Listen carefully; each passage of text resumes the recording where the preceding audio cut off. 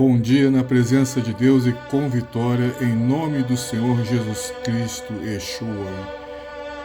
O plano de Deus para o homem.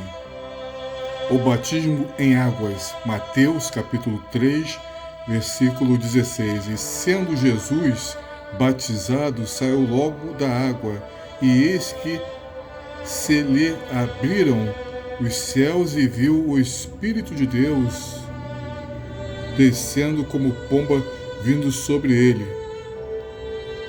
Tenham todos um bom dia na presença de Deus, em nome do Senhor Jesus Cristo, Yeshua.